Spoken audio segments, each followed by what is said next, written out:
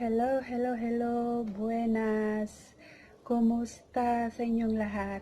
So, in today's video, I want to share with you our photography with my hobby in Philippines. So, coming up. Welcome to Baguio City. Baguio City is the city in the mountainous area of northern Luzon, which is the Cordillera Administrative Region.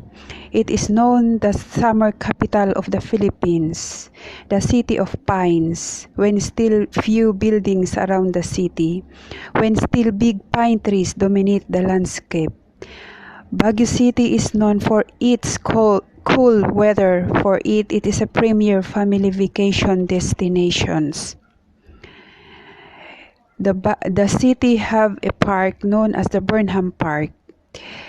Burnham Park is the original blueprint of the city that was made by American architect named Daniel Burnham.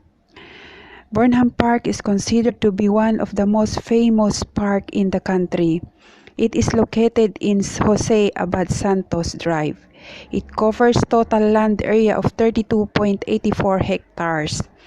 The park have skating rink, boat ride, at the center of the park, Rose Garden, Orchidarium, Igurut Garden, Melvin John Grandstand, Athletic Bowl, picnic groves, and more.